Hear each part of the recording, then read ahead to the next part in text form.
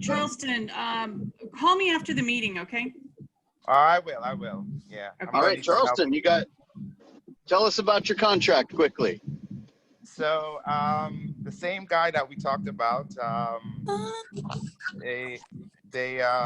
we found another house, and I had Jen help me this entire weekend, help me out with writing the contract. And I found that I was using the wrong forms because, so I had to rewrite them. Then I finally got them out. Then we had an issue with him signing the document yesterday. So finally we got it in around like 7 p.m. yesterday. So they're countering now. So they said they have another offer, so to speak, that just came in this morning. Yeah, I don't know. That's not uncommon. Make sure everyone, when you're talking to your buyers, and we'll talk about this later in the buyer presentation, make sure you're setting those expectations. Say, hey, it's not going to be uncommon that we find ourselves in a multiple offer situation. As a matter of fact, about 1/3 of properties are selling at list price or above list price. If I find you the right price, the home that you're looking for is, how would you feel about that? If you have to pay list price or over list price to get the home, is that something you'd feel comfortable with? And their answer to that will tell you basically everything you need to know about how that relationship's going to go. Right? Especially after you show them the data of, what's that? Go ahead. Especially after you share with them a couple of Chartmaster slides, which I'll show you a little later, on how, what's going on for buyers right now, right? The median list price to sales price ratio in many price ranges is 100%, right? So don't go in there thinking you're gonna get 80% of the sticker price and get every backward electrical outlet fixed. You know what I mean? So Bill, how are you having conversations around the fact that they could be spending upwards of $1,000 in inspections and appraisals? And in Charleston's case, we couldn't find any comps that were even close to what they were asking. So how are you having conversation? Because that's a valid concern for these buyers. And, I don't know what to tell my buyers.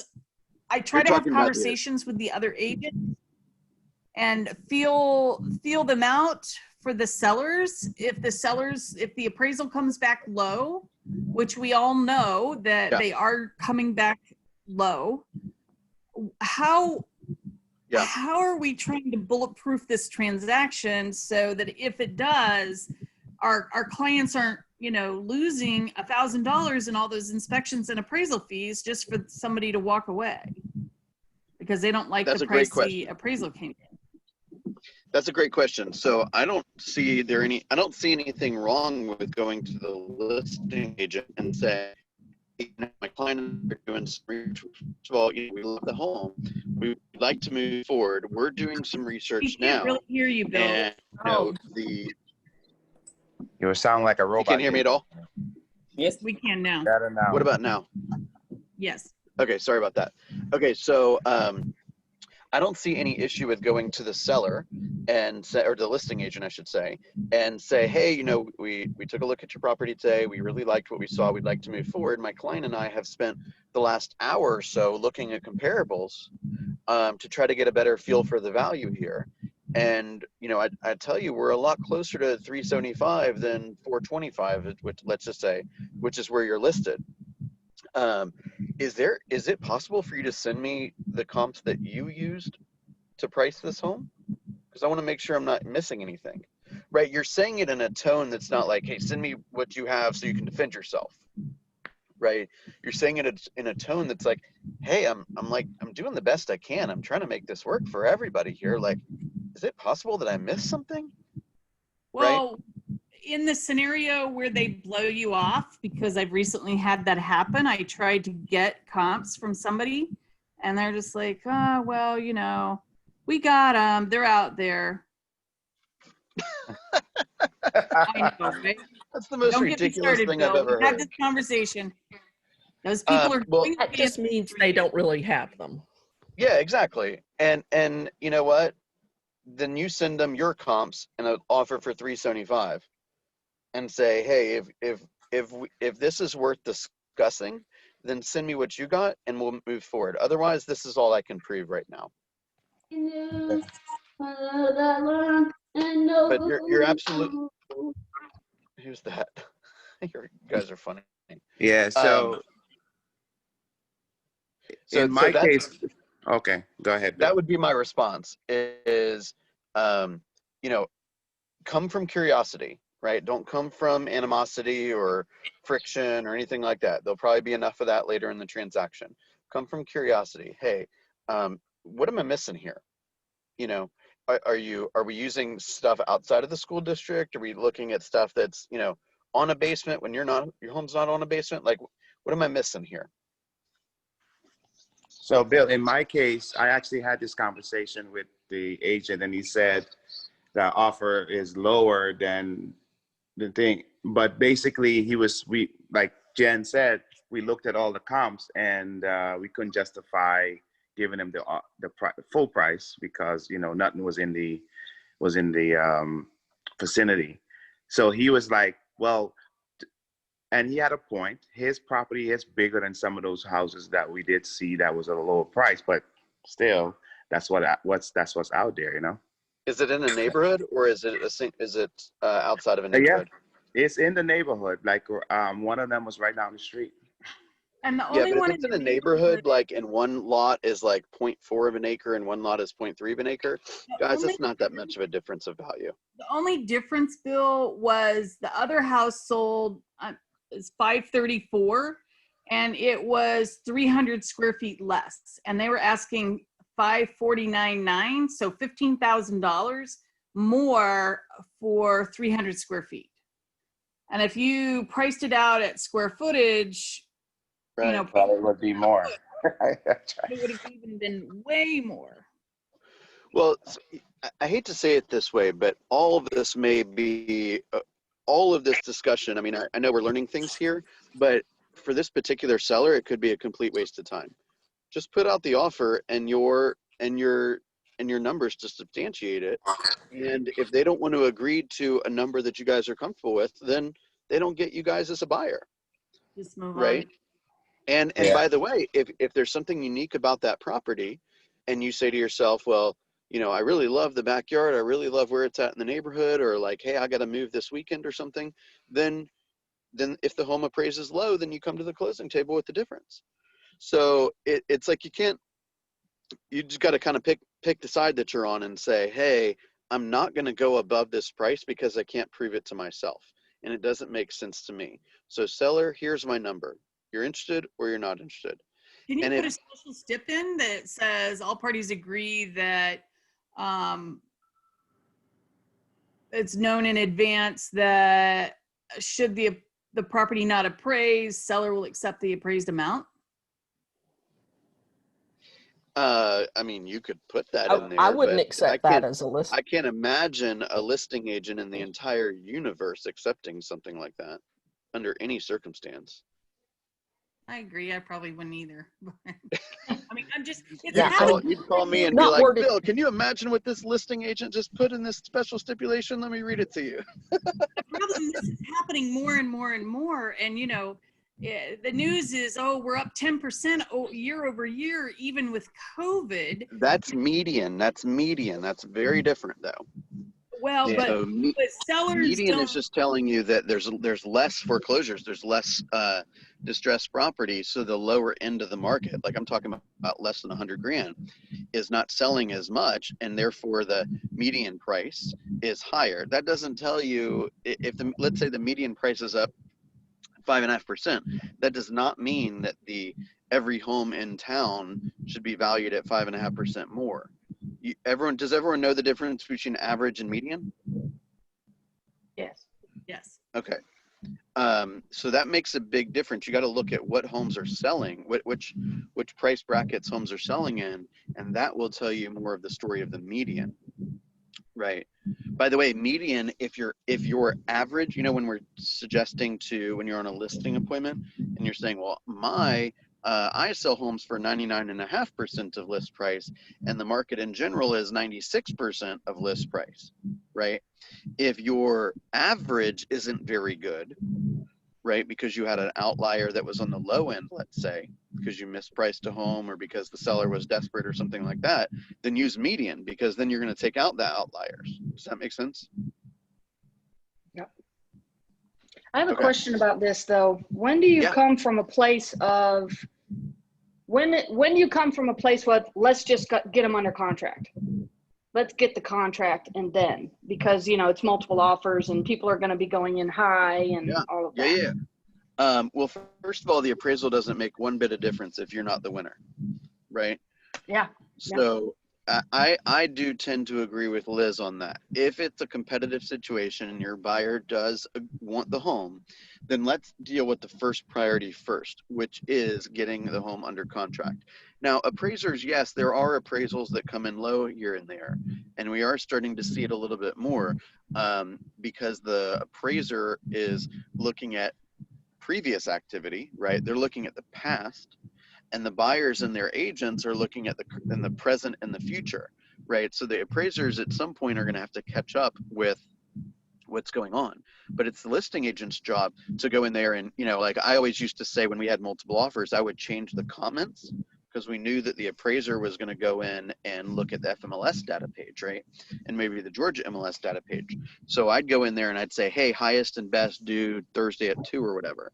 That way everyone knew, including the appraiser, particularly the appraiser, that there was multiple offers, which means that if I'm at 300 and I got multiple offers, don't be coming in at 295 on the appraisal. Like the world is ready to pay 300 or more for this property, right?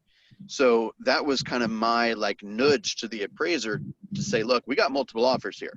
So you can go find every piece of data in the universe to support a price lower than 300, but I got a line of people that are willing to pay it, right? And I'd have that conversation with the appraiser, right? Hey, I just want to let you know, we put it on the market Friday. We had 17 showings. We had 15 offers and 7 of them were above list price. Let me know if you need any help getting to my number, right?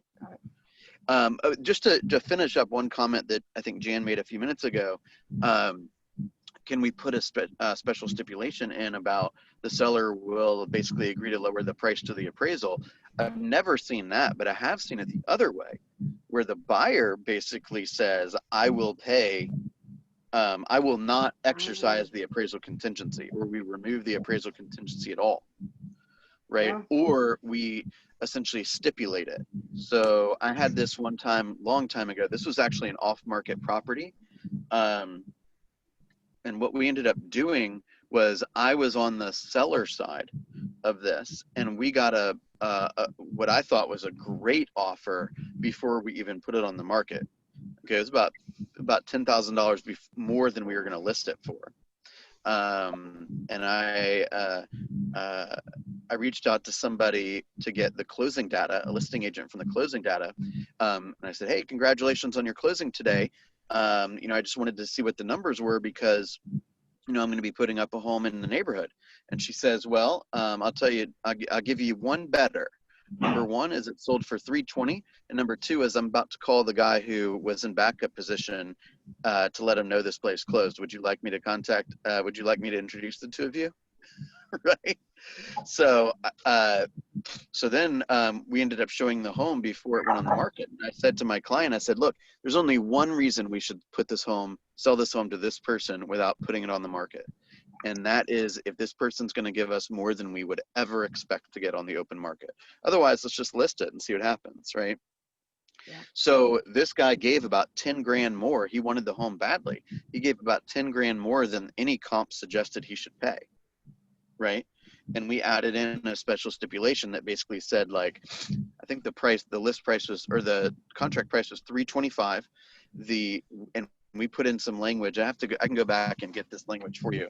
That basically said, like, the appraisal contingency is only valid if the appraisal is lower than 315, something like that. So that means if a home appraised for 316, you're buying the home, you're bringing the difference to the table. And we wanted proof of the money to show that that was something the buyer was capable of doing. Does everyone follow that? Was 315 the price that you fully intended to market the home at? Yeah. Okay. I Yeah. followed. Exactly. So he offered I tell you 325. guys, this is a townhome in Brookhaven. Those places are 450 right now. So like sometimes you're securing the home that your family is going to live in, right? And you know, for example, like if you pay 323 for it or 324 for it, let's not get caught up in the weeds sometimes. Like the fact is you are solidifying your cost of living for the next 30 years in a home that's perfect for your family. Let's not get caught up in the weeds over whether you pay 323 or 324 for it. Does that make sense? Yeah. Okay. Does anyone have any follow-up questions on that topic? Nope. Okay, perfect. Let's talk a little bit about language patterns for a second. There's been a ton of good stuff in Bold lately. Does anyone want to share anything that they've learned in Bold regarding language patterns? Or is there a specific language pattern that you'd like me to focus on today?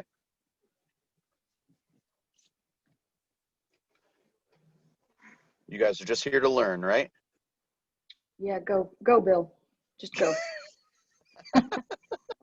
You're cracking me up. Sawantis is like, go, right? All right. You know what I had when I was at Coldwell Banker, they gave us these script books, and Yeah. it's this little tiny spiral bound book, and it's really good because it underlines where you're supposed to emphasize the word, because sometimes for me it's hard to do that down turn or whatever you're supposed to do with your voice without knowing what word to emphasize. I don't know if we have anything like that. Yep. Yeah, so a lot of times in a script, you'll see a phrase in all capital letters.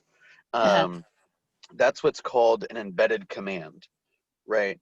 So now it's time to sign the contract, right? So what you're basically doing is you're giving the person a command. You're really giving the deep recesses of their brain a command, right?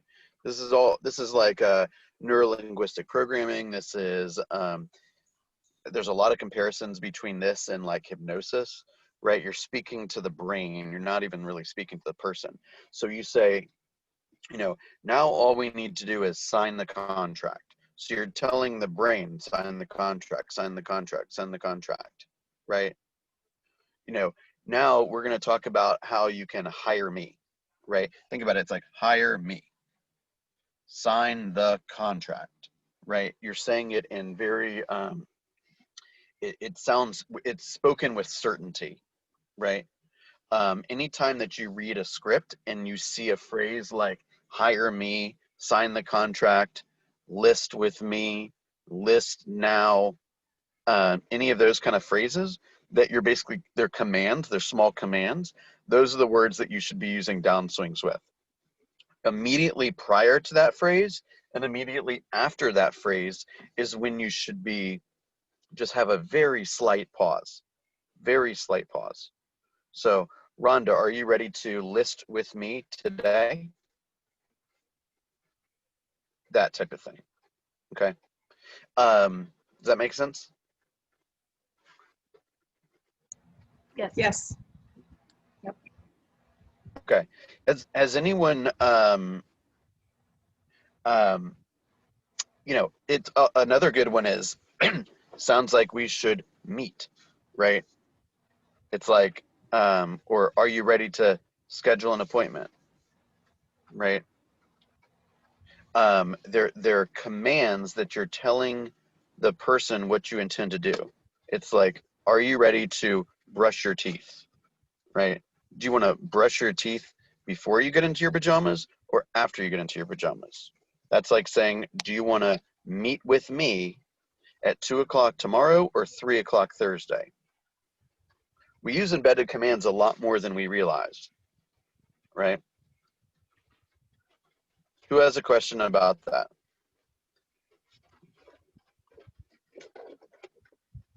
Can you guys think about other examples of embedded commands?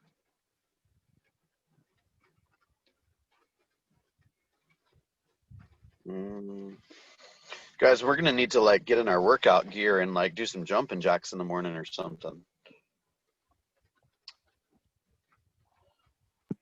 This is really just a lot to think about so early in the morning, Bill. Sorry.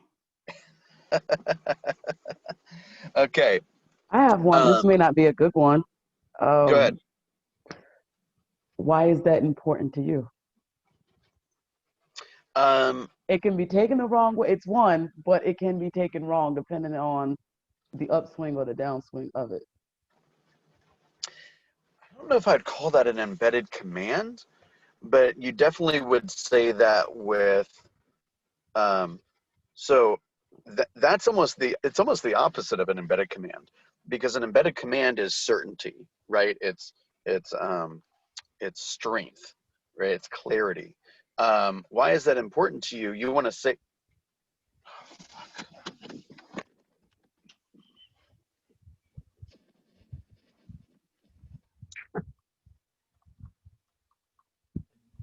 We lost you, Bill. Is there a cop not wanting to? Maybe he spilled his coffee or something. Uh-oh. Okay, so what can we talk about now? So, embedded commands. Hey, what do y'all think about this one though? Can you say something like, let's list at 200,000? Does that sound like an embedded command? That does. When you give a suggestion of a price, right? That's what I was That was thinking. between the list, the word list. Let's list No, at I don't think that 200,000. is.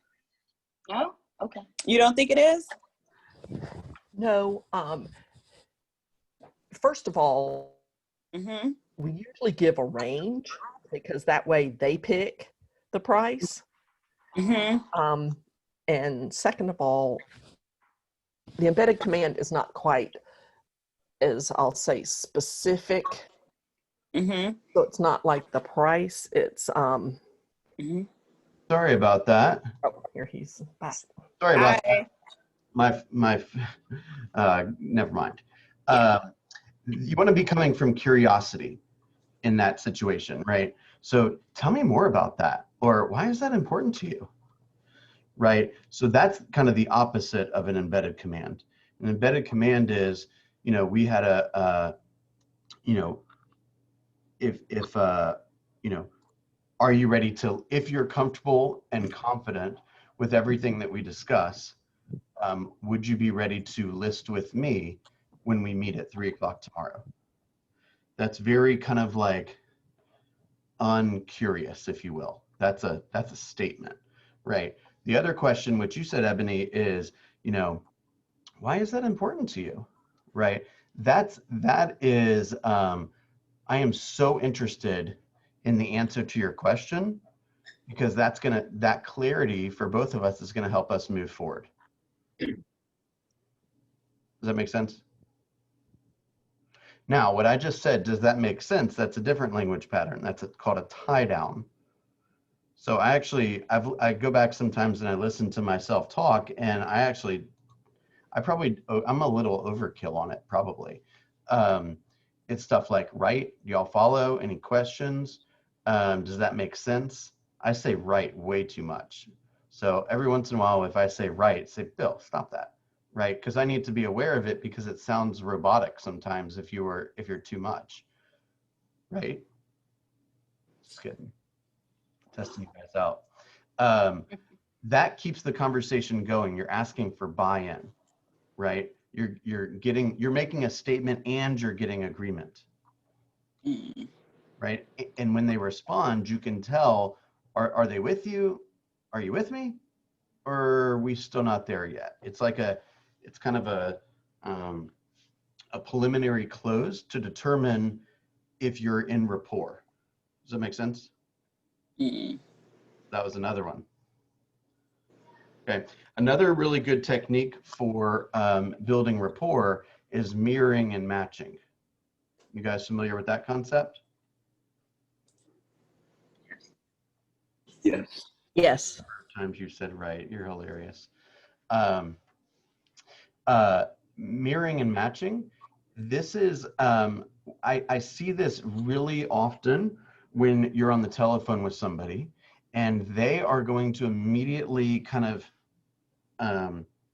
they're gonna kind of control the energy. So for example, they're either going to be speaking really softly, or they're going to be speaking really loudly, or they're going to be speaking really fast, or they're going to be speaking a little slower, right? You want to mimic what they're doing, right? So if I'm making a cold call and they answer the phone, hello, how you doing? Hello. You don't want to be like, hey, this is Bill Linkwell to Keller Williams. I noticed your home came off the market. Do you want to list with me? That's not going to work. I say, hey, how's it going today? Right? And then as you start to speak a little faster, they won't even notice this is happening, but they'll start to speak a little faster. Right? So that's 3. So you want to be very aware of the speed, the tone. You know, do y'all hear that? Yes. Okay. What other language patterns are you aware of, or that are you using? What else, or what other questions about language patterns do you have right now?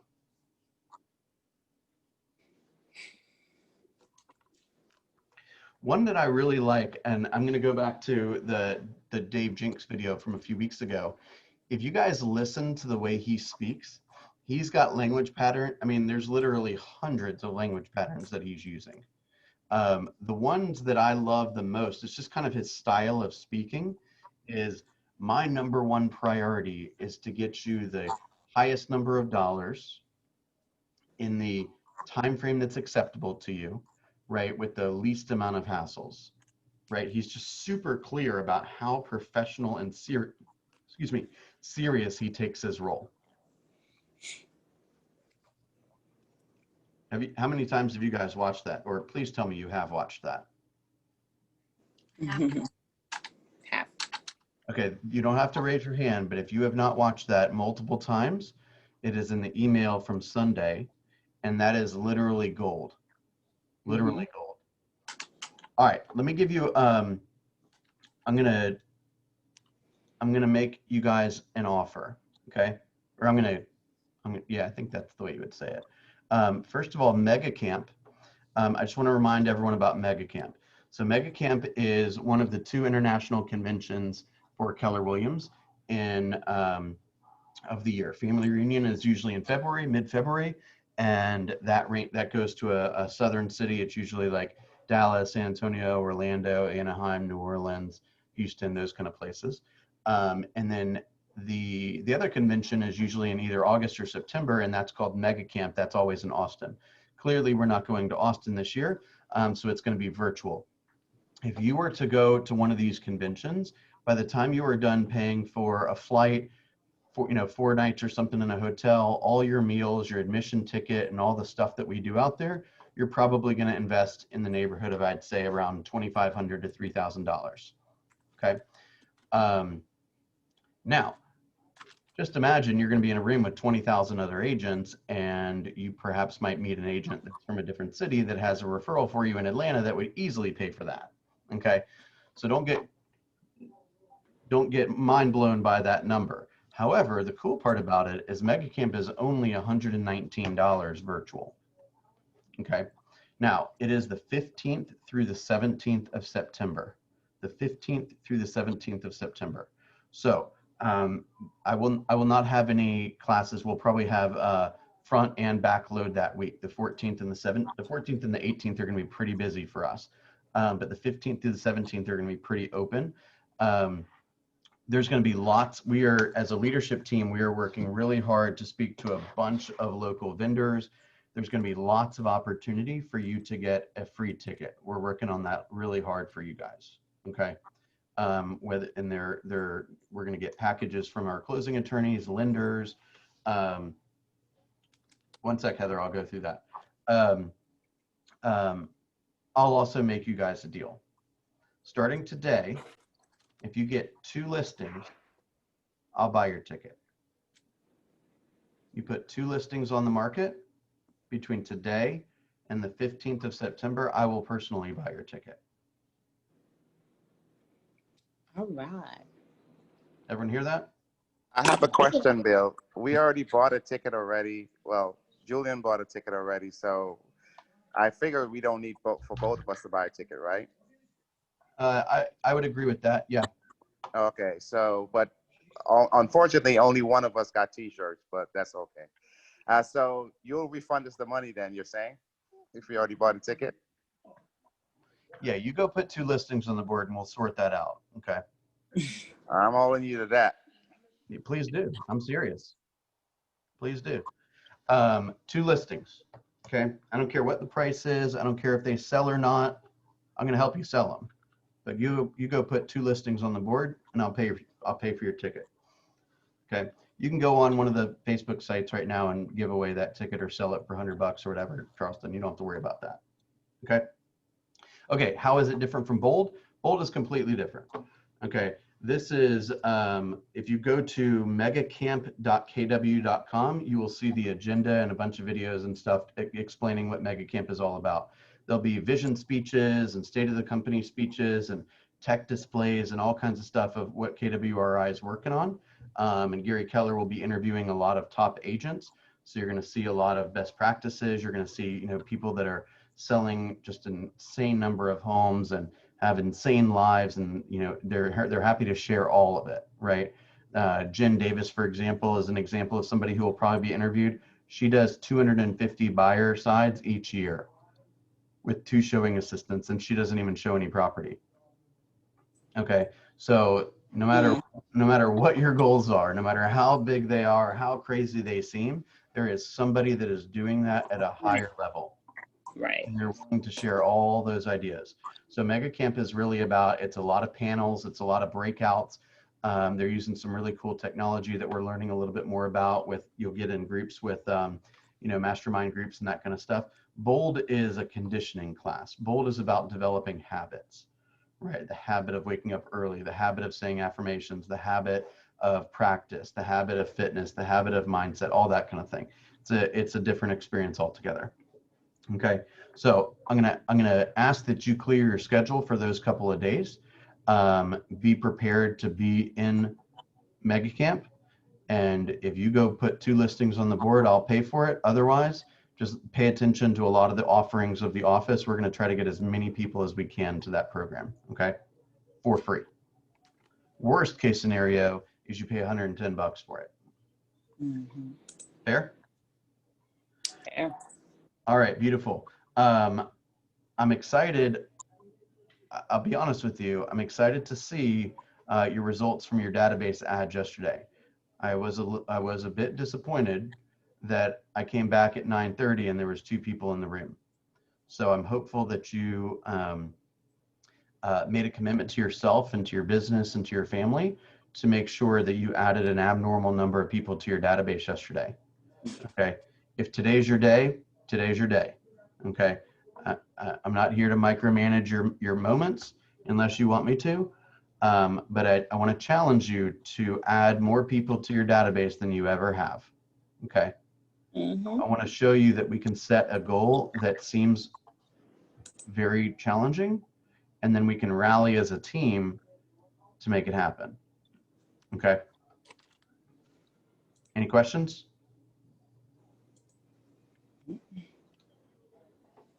Okay, right now, as of this moment, we're at 881 database ads. We should easily eclipse the most we've ever added in a month, which was back in June, a little over 1,200, which is another cool sign, right? We set a really high goal and then we beat we beat the best we've ever done. I want you individually to beat the best you've ever done, okay? All right, don't forget today from 2 to 3, we're gonna be doing the buyer presentation. And I also put in a document yesterday. I put it both in the chat and in the just PC folder. It was like 5 or 6 pages of a memory jogger for people that you could call, whether they be like your vendors that you use, the people that do your dry cleaners, your kids' school teachers, any of that kind of stuff. These are people that you can call, reconnect with, and get them inside your database. Remember, the mindset that you should have when you're making these phone calls is I have information that there is a chance and actually a pretty good likelihood that the person that I'm going to call does not know about. And if they were to know about it, they may have different goals with respect to real estate. Okay. So for example, if there are people in your database or people in your sphere that have not refinanced in the last 6 months, you should be having a conversation with them about why not. Okay. It doesn't cost you anything, right? They can make it's a mathematical equation. Either it works or it doesn't work, right? It either is a smart financial decision or it doesn't quite make sense yet. Okay. But asking the questions to figure it out doesn't cost anything. Okay. And the most important thing is that you're delivering value to your people. When you make deposits, you earn the right to make withdrawals when the time comes. And make sure there was no. Okay, cool. Any other questions? All right, you guys, go share some cool news on the board. Donna's under contract. We're working through a couple little inspection things. Don't forget to tune into the team meeting today at 11. If anyone wants to share any of their positive feedback about the program at the meeting, we will certainly give you the opportunity to do so. If you guys have any questions about a file, or you need some coaching or some love or some motivation, let's talk, okay? Hey, do you have a few minutes after this group session? Let me go to the leadership huddle, and then if you want to call me, I'll be available prior about 9:30, if that's cool. Okay, that sounds good. All right, beautiful guys. Have a great morning. Okay, bye-bye. Thank you. See you.